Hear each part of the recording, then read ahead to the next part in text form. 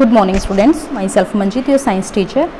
Today we continue our chapter number 3, metal and non-metal. In this chapter we discuss about chemical properties of metal. So in our last lecture we discuss about the physical properties of metal and non-metal. So let's start the lecture. First is metallic character decrease from left to right. जैसे ही हम periodic table के अंदर left to right जाते हैं, आपने periodic table देखी भी होगी, ये आपकी periodic table है. जिस टाइम हम periodic टेबल के अंदर लेफ्ट टू राइट जाते हैं तो वहाँ पे जो मेटालिक करेक्टर है, जो मेटल का करेक्टर है वो डिक्रीज होता है. लेफ्ट टू राइट जिस टाइम हम जाएंगे तो मेटालिक करेक्टर डिक्रीज होगा, बट अगर हम टॉप टू बॉटम जाते हैं तो वहाँ पे जो मेटालिक करेक्टर है वो इंक्रीज होगा.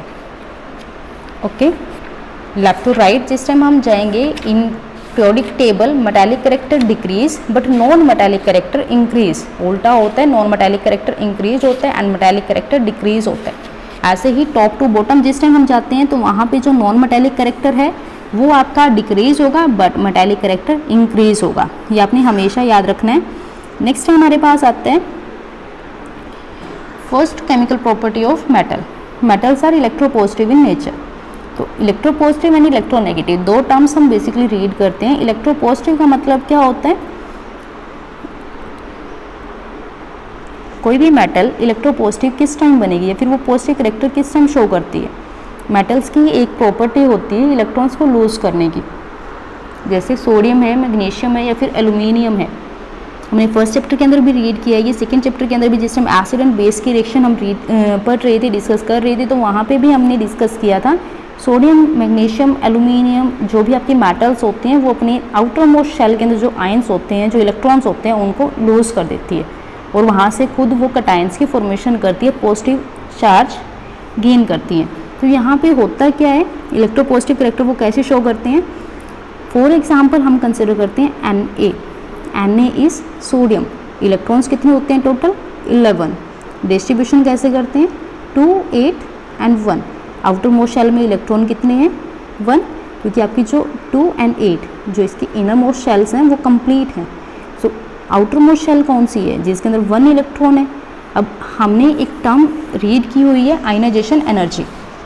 आयनाइजेशन एनर्जी क्या होती है, आयनाइजेशन एनर्जी वो मिनिमम अमाउंट ऑफ एनर्जी होती है जो हम किसी भी एटम के अंदर से जो लास्ट वैलेंस शेल इलेक्ट्रॉन्स है उसको बाहर निकालने के लिए यूज़ करते हैं, या फिर कोई भी जो एटम है उसको गैसियस स्टेट के अंदर या फिर न्यूट्रल एटम की फॉर्मेशन के लिए जो आपकी एनर्जी है उसकी रिक्वायरमेंट होती है, उसको बोलते हैं आयनाइजेशन एनर्जी. सोडियम है, सोडियम के पास 11 इलेक्ट्रॉन है एंड 11 ही प्रोटॉन है. जिस टाइम सोडियम अपना एक इलेक्ट्रॉन लूज करता है तो इसके पास बचता है 10 electron but 11 proton. Positive charge कितना है 11 ही है बट नेगेटिव चार्ज कितना है 10. तो 10 इलेक्ट्रॉन 10 प्रोटॉन को न्यूट्रलाइज करेंगे, मतलब नेगेटिव पॉजिटिव चार्ज आपस में बैलेंस हो जाएगा, बट ओनली 1 पॉजिटिव चार्ज यहाँ पे फिर भी रहता है. सो Na जिस टाइम 1 इलेक्ट्रॉन लूज करता है वो बनाता है Na पॉजिटिव. क्लियर. ये Na पॉजिटिव कहाँ से आया है, Na पॉजिटिव आपका जो 1 पॉजिटिव चार्ज है जो प्रोटॉन प्रेजेंट है उसकी वजह से यहाँ पे हम दिखाते हैं, क्योंकि आपका पॉजिटिव चार्ज इसके अंदर रहता है वो ओवरऑल बैलेंस नहीं हो पाता, न्यूट्रल नहीं हो पाता. सेम केस होता है मैग्नीशियम में. मैग्नीशियम का जो एटॉमिक नंबर है वो होता है 12. डिस्ट्रीब्यूशन कैसे करेंगे 2, 8, 2. आउटर मोस्ट शेल के अंदर इलेक्ट्रॉन कितने हैं 2. तो इन 2 इलेक्ट्रॉन्स को बाहर निकालेंगे जिस टाइम, तो मैग्नीशियम क्या बनाएगा Mg2 पॉजिटिव. क्यों बनाएगा, क्योंकि मैग्नीशियम के पास 12 ही प्रोटॉन है एंड 12 ही इलेक्ट्रॉन है. जिस टाइम ये 2 इलेक्ट्रॉन लूज करेगा इसके पास इलेक्ट्रॉन बचेंगे 10 बट प्रोटॉन कितने हैं 12 है. सो 10 प्रोटॉन 10 इलेक्ट्रॉन को न्यूट्रलाइज करेंगे बट 2 प्रोटॉन 2 पॉजिटिव चार्ज इसके पास बच जाते हैं, जिसको हम शो करते हैं as a Mg2 positive. Clear. So metals आपकी इलेक्ट्रोपॉजिटिव बिहेवियर शो करते हैं, इलेक्ट्रोपॉजिटिव करेक्टर होता है इनका, इलेक्ट्रॉन्स को ये डोनेट कर सकती हैं. नेक्स्ट हमारे पास है इसी के अंदर ही those metal which have 1 electrons in their outermost shell or valence shell can lose electrons easily as compared to those which have 2 or 3 electrons like magnesium and aluminium. Sodium easily electron donate कर सकता है in comparison to magnesium and aluminium, because magnesium and aluminium के case में हमें उनको ज़्यादा amount of energy देनी पड़ेगी इलेक्ट्रॉन्स को बाहर निकालने के लिए। नेक्स्ट हमारे पास सेकेंड प्रॉपर्टी है, metals are reducing agent. Metals reducing agent होते हैं। रिड्यूसिंग एजेंट हमने ऑक्सीडेशन रिडक्शन वाले चैप्टर में भी रीड किए हैं। रिड्यूसिंग एजेंट क्या होते हैं? रिड्यूसिंग एजेंट वो एजेंट है जो रिड्यूस करेंगे अदर स्पीसीज को बट ऑक्सीडाइज करेंगे खुद को, खुद ऑक्सीडाइज हो जाएंगे एंड दूसरी स्पीसीज को क्या करेंगे? रिड्यूस करेंगे। लाइक NaCl का हम एग्जांपल लेते हैं सोडियम। सोडियम के पास क्या होता है? 1 इलेक्ट्रॉन होता है, आउटर मोस्ट शेल के अंदर 1 इलेक्ट्रॉन होता है। क्लोरीन के पास 7 इलेक्ट्रॉन होते हैं बट इसको 1 इलेक्ट्रॉन की ज़रूरत होती है। तो यहाँ पे सोडियम क्या करेगा? इसको 1 इलेक्ट्रॉन देगा। जैसे ही इसने 1 इलेक्ट्रॉन दिया, अभी हमने क्या रीड किया था? जस्ट टाइम सोडियम 1 इलेक्ट्रॉन अपना लूज कर देता है तो ये Na पॉजिटिव की फॉर्मेशन करता है। और वैसे ही क्लोरीन के पास भी 17 इलेक्ट्रॉन होते हैं और 17 प्रोटॉन होते हैं। जिस टाइम क्लोरीन एक्स्ट्रा 1 इलेक्ट्रॉन बाहर से लेगा तो इसके पास टोटल हो जाएंगे 18 इलेक्ट्रॉन, बट प्रोटॉन कितने हैं? 17। तो 17 प्रोटॉन 17 इलेक्ट्रॉन को न्यूट्रलाइज करेंगे बट 1 इलेक्ट्रॉन इसके पास एक्स्ट्रा है, जिस वजह से जो क्लोरीन है वो नेगेटिव चार्ज शो करता है। तो यहाँ पे हमारे पास जो ओवरऑल रिएक्शन है वो क्या आएगी? When sodium react with chlorine then we get Na positive and Cl negative, जिसको हम बोलते हैं आयनिक कंपाउंड। Na पॉजिटिव और Cl नेगेटिव, इनके नेगेटिव चार्ज की वजह से इनके बीच में इंटरैक्शन होती है, अट्रैक्शन होती है। सो यहाँ पे जो Na पॉजिटिव है एंड Cl नेगेटिव है, सोडियम के ऊपर चार्ज कितना था? 0, क्योंकि एलिमेंट्री स्टेट के अंदर कोई भी एटम अगर प्रेजेंट होता है तो उसका जो ऑक्सीडेशन नंबर है वो हमेशा 0 होता है, क्योंकि यहाँ पे आपके number of protons and number of electrons हमेशा इक्वल होते हैं। 11 ही प्रोटॉन थे, 11 ही इलेक्ट्रॉन थे। सो ओवरऑल चार्ज यहाँ पे 0 होगा और आपस में एक दूसरे को न्यूट्रलाइज कर देते हैं। वैसे क्लोरीन के अंदर यहाँ पे आपका पॉजिटिव कैसे आया, नेगेटिव कैसे आया, वो मैं ऑलरेडी आपको बता चुकी हूँ अभी। सो इंक्रीज क्या हुआ है? ऑक्सीडेशन और रिडक्शन रिएक्शन क्या होती है? ऑक्सीडेशन के अंदर क्या होता है? एक आपने रीड किया है एडिशन ऑफ ऑक्सीजन या फिर रिमूवल ऑफ हाइड्रोजन। उसके साथ साथ आपका क्या होता है? Gain of electron and loss of electron. So इसके अंदर क्या होता है? ऑक्सीडेशन के अंदर क्या होगा? Loss of electron. लॉस किसने किया है? सोडियम ने, इसने अपना 1 इलेक्ट्रॉन लूज किया है। और गेन किसने किया है? क्लोरीन ने। सो यहाँ पे जहाँ पे लूज होगा इलेक्ट्रॉन्स का वो हो गया आपकी ऑक्सीडेशन रिएक्शन, एंड जहाँ पे गेन होगा इलेक्ट्रॉन का वो हो गया आपकी रिडक्शन रिएक्शन। सो सोडियम ने क्या किया? खुद को ऑक्सीडाइज करवाया एंड दूसरे को रिड्यूस किया। उसने क्लोरीन को रिड्यूस करवा दिया, इसका जो चार्ज है वो 0 to माइनस चला गया, बट खुद का चार्ज इसने 0 to प्लस के अंदर किया है। मैंने आपको नंबर लाइन पे भी ये सिखाया था, 0 से अगर माइनस के अंदर जाता है तो उसका रिडक्शन होगा, और 0 से अगर वो प्लस में जाता है, प्लस में जाने का मतलब ये नहीं है कि वो प्लस में ही जाएगा। अगर यहाँ पे -1 होता, सॉरी -2 होता और उसका चार्ज अगर -1 हो जाता तब भी वो इंक्रीज हुआ है, मतलब अपने छोटे नंबर से वो बड़े की साइड अगर आ रहा है, 0 की साइड इंक्रीज हो रहा है, तो वहाँ पे उसका ऑक्सीडेशन होता है। क्लियर? सो मेटल्स आपकी रिड्यूसिंग एजेंट होती हैं जो दूसरों को रिड्यूस करवाते हैं बट खुद ऑक्सीडाइज हो जाती हैं। Alkali metals are the best reducing agent. Next third property हमारे पास आती है रिएक्शन विद ऑक्सीजन। कोई भी मेटल जिस टाइम रिएक्ट करता है ऑक्सीजन के साथ, देन वो फॉर्म करता है मेटालिक ऑक्साइड्स। लाइक हम एग्जांपल कंसीडर करते हैं कोई भी मेटल, सोडियम का। सोडियम क्या है? सोडियम एक मेटल है। जिस टाइम वो रिएक्ट करेगी किसी भी ऑक्सीजन के साथ, कहीं भी एयर के साथ रिएक्शन करती है, एयर के अंदर होता है ऑक्सीजन, सोडियम ने ऑक्सीजन के साथ रिएक्शन की तो क्या बनेगा? Sodium oxide Na2O। रिएक्शन को बैलेंस कर लेते हैं। क्लियर? तो यहाँ से सोडियम ऑक्साइड की हमारे पास फॉर्मेशन होती है। सोडियम ऑक्साइड बेसिकली होता क्या है? हम आयरन ले लेते हैं। आयरन, आप सोडियम का अपने डेली लाइफ में एग्जांपल नहीं देखा होगा, आयरन को हम कंसीडर करते हैं। आयरन को जिस टाइम हम एयर की प्रेजेंस में रख देते हैं, उस एयर के अंदर क्या होता है? मॉइस्चर होता है। तो एयर की प्रेजेंस में जिस टाइम हमने आयरन को रखा तो वहाँ पे क्या होगा? आयरन के ऑक्साइड की फॉर्मेशन होगी, Fe2O3। आयरन के ऑक्साइड की फॉर्मेशन हो जाती है जिसको हम बोलते हैं रस्टिंग। क्लियर? जिसको हम बोलते हैं रस्टिंग। रिएक्शन बैलेंस करो, ओवरऑल 3 to the 6, यहाँ पे 2, 3 to the 6। क्लियर? तो ये आयरन के ऑक्साइड की फॉर्मेशन होती है जिसको हम बोलते हैं रस्टिंग ऑफ आयरन, जंग लग जाता है। तो हम बोल सकते हैं कि जिस टाइम कोई भी मेटल रिएक्ट करेगी ऑक्सीजन के साथ या फिर एयर के साथ, तो उसकी जो शाइनी अपीयरेंस है उसको वो लूज कर देती है। क्लियर? उनकी जो शाइनिंग अपीयरेंस है उसको वो लूज़ कर देती है, क्योंकि उनके ऊपर एक लेयर डिपॉजिट हो जाती है किसी भी अदर ऑक्साइड्स की, उनके जो जिसको हम बोलते हैं मेटल ऑक्साइड्स, जिसकी वजह से जो उनकी एक्चुअल जो अपीयरेंस होती है, जो एक्चुअल उनकी जो क्या बोल सकते हैं आप लश्यर होती है वो रिमूव हो जाती है, वो ख़त्म हो जाती है। सो मेटल के जो ऑक्साइड्स हैं उनका नेचर होता है बेसिक। कैसे पता लगेगा हमें बेसिक नेचर होता है? हम एग्जांपल कंसीडर करते हैं मैग्नीशियम का। फॉर एग्जांपल मैग्नीशियम एक मेटल है। मैग्नीशियम जिस टाइम रिएक्ट करेगा ऑक्सीजन के साथ, देन हमारे पास क्या बनेगा? Magnesium oxide MgO। Reaction balance करो दोनों साइड, 2 MgO। मैग्नीशियम के ऑक्साइड का हमें नहीं पता मैग्नीशियम ऑक्साइड का नेचर कैसा होता है, हम एज्यूम करके चलते हैं, हमें कुछ नहीं पता इसके बारे में। बट जिस टाइम हम वाटर के साथ इसकी रिएक्शन करते हैं, then we get magnesium hydroxide MgOH की twice, and MgOH twice is a base. मैंने आपको बताया जहाँ पे भी OH होगा वो आपका बेस है, एंड जहाँ पे आपका H है, जैसे HCl है, H2SO4 है, तो वो आपके एसिड्स हैं। एसिड एंड बेस वाले चैप्टर में हम इनको डिस्कस कर चुके हैं डिटेल के अंदर। सो मैग्नीशियम हाइड्रोक्साइड की अगर फॉर्मेशन हुई, अगर हमारे पास कोई बेस बना है, तो इसका मतलब क्या है कि जो हमारा ऑक्साइड बना है, मेटल का ऑक्साइड जो है, मेटालिक ऑक्साइड है, वो बेसिक है नेचर में, बिकॉज वाटर आपका न्यूट्रल होता है। सो यहाँ से हमें आइडेंटिफिकेशन होती है जो मेटल के ऑक्साइड्स हैं वो बेसिक होते हैं नेचर में। कुछ एग्जाम्पल्स यहाँ पे दिए हुए हैं रिएक्शंस के। When aluminium is heated it combine with oxygen to form aluminium oxide. Aluminium जिस टाइम रिएक्ट करेगा ऑक्सीजन के साथ, then we get aluminium oxide Al2O3। Some metal oxides are basic oxides because they react with water to form base. कुछ metal हैं जो basic oxides होते हैं, like KOH, NaOH, magnesium hydroxide अभी हमने की है। इसके अलावा कुछ मेटल के ऑक्साइड्स ऐसे होते हैं जो एम्फोटेरिक बिहेवियर शो करते हैं। एम्फोटेरिक ऑक्साइड्स क्या होते हैं? वो ऑक्साइड्स जो एज अ बेस भी बिहेव करते हैं और एज अ एसिड भी बिहेव करते हैं। वो डिपेंड करता है उसकी जो साथ वाली स्पीसीज है वो कैसी है। फॉर एग्जाम्पल अगर हम एल्यूमिनियम हाइड्रोक्साइड की बात करते हैं, aluminium hydroxide is a base. अभी हमने यहाँ से देखा है एल्यूमिनियम हाइड्रोक्साइड एक बेस है, क्योंकि आपकी जो एल्यूमिनियम जो आपकी मेटल है, इनके जो ऑक्साइड्स हैं उनका नेचर कैसा होता है? Basic nature.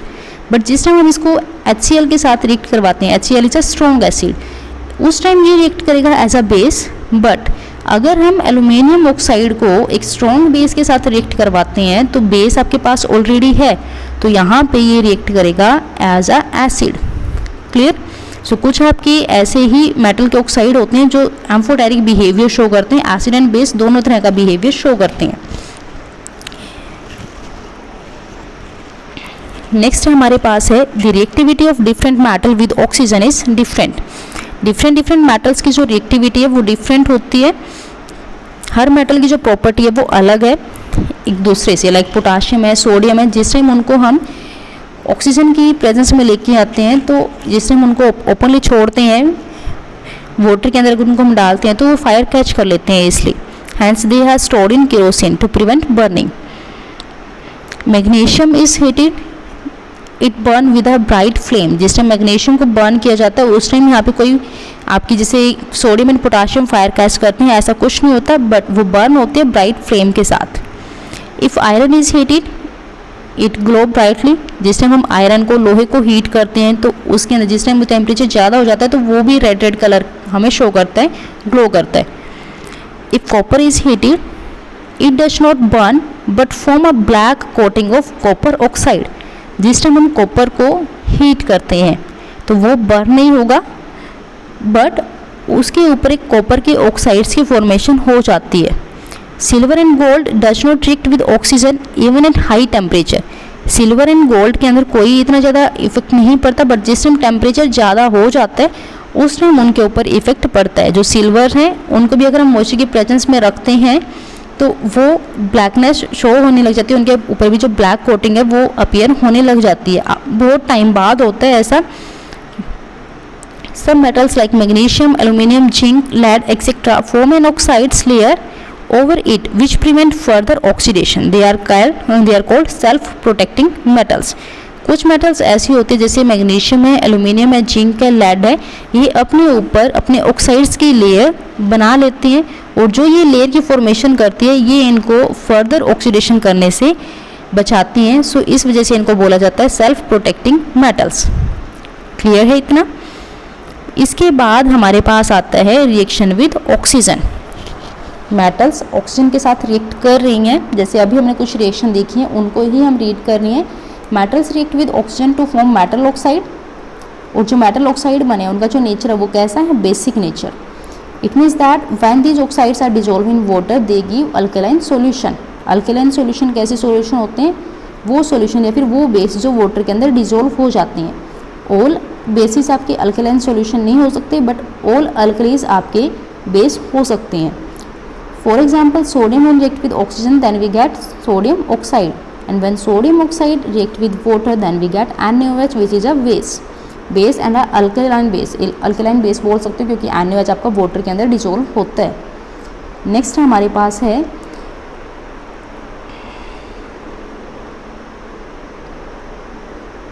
One minute. अभी हमने आपको क्या रीड किया है, जो रिएक्टिविटी है किसी भी मेटल्स की ऑक्सीजन पर जो भी मेटल है वो रिएक्ट करती है ऑक्सीजन के प्रेजेंस में, तो उनकी जो रिएक्टिविटी है वो सब में सेम नहीं होती। कोई मेटल इसलिए रिएक्ट करती है, कोई मेटल रिएक्ट करके फायर कैच करती है, जैसे सोडियम एंड पोटाशियम है। सो इसमें से अलग अलग इनकी रिएक्टिविटी होती है। उस टाइम पे जो इनकी रिएक्शन है वो क्या होगी वो हम अभी रीड करते हैं। First is metal like sodium, potassium and calcium react with oxygen even at room temperature to form oxides.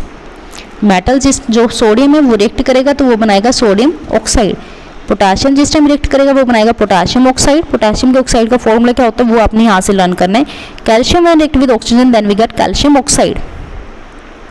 Similarly metals like magnesium do not react with oxygen at room temperature. ये room temperature पे react नहीं करेंगे, they burn in air on heating to form a corresponding oxides. ये burn करेंगे, जैसे आपका जो magnesium ribbon है उसको हम बर्न करते हैं ऑक्सीजन के प्रेजेंस में, तो वहाँ से हमें वाइट ऐश मिलती है जिसको हम बोलते हैं magnesium oxide MgO। Magnesium metal like zinc react with oxygen only on strong heating. कुछ आपके रूम टेम्परेचर पे होते हैं, कुछ को हमें टेम्परेचर प्रोवाइड करवाना पड़ता है, रूम टेम्परेचर पे नहीं होते। और कुछ मेटल ऐसे होते हैं जिनको हम अगर थोड़ी हीट प्रोवाइड करवाते हैं तो वो उस टाइम रिएक्ट नहीं करेंगे, बट अगर उनको हम स्ट्रॉन्ग हीट प्रोवाइड करवाते हैं तो उस टाइम वो रिएक्ट करते हैं। लाइक जिंक रिएक्ट करेगा ऑक्सीजन के साथ at high temperature then we get zinc oxide ZnO। Metal like iron and copper do not burn in air in strong heating, they react with oxygen only on prolonged heating. Strong heating पर भी ये heat नहीं होंगे, burn नहीं होंगे, but इनको अगर हम प्रोलॉन्ग हीट दे, प्रोलॉन्ग हीट मतलब कॉन्टीन्यूसली काफ़ी लंबे टाइम तक अगर इनको हम हीट करते हैं उस टाइम ये ऑक्सीजन के साथ रिएक्ट करते हैं। Copper when react with oxygen then we get copper oxide, and when iron react with oxygen then we get iron oxide Fe3O4। ये आयरन के ऑक्साइड्स आपके अलग अलग होते हैं। Fe2O3 भी आयरन का ऑक्साइड है, Fe3O4 भी आयरन का ऑक्साइड्स है। Reaction with water. नेक्स्ट हमारे पास रिएक्शन है metal when react with water then we get base. कुछ मेटल के ऑक्साइड्स हैं जिस टाइम रिएक्ट करते हैं मेटल के ऑक्सीजन के साथ, वाटर के साथ, क्योंकि वाटर के अंदर क्या होती है ऑक्सीजन होती है, तो वो बेस की फॉर्मेशन करते हैं, हाइड्रोजन गैस रिलीज करते हैं। बट ऐसा सब मेटल्स के अंदर पॉसिबल नहीं होता। सब मेटल्स ऑक्सीजन हाइड्रोजन रिलीज नहीं करती, like sodium, potassium, calcium, aluminium, iron. ये आपकी ऐसी मेटल है जो जिस टाइम वाटर के साथ रिएक्ट करेंगे तो यहाँ से हाइड्रोजन गैस प्रोड्यूस होगी। बट कुछ मेटल ऐसी भी होती हैं जो हाइड्रोजन गैस हमें प्रोड्यूस नहीं करवाती। सो स्टार्ट करते हैं। Reactivity of different metal with water is different. Sodium and potassium react with cold water to form sodium hydroxide and hydrogen and catch fire. Sodium and potassium क्या करते हैं, अगर उसको हम कोल्ड वाटर के साथ भी रिएक्ट करवाते हैं तो यहाँ से वो sodium hydroxide and hydrogen gas release करती है, और हाइड्रोजन गैस क्या करती है, फायर कैच करती है।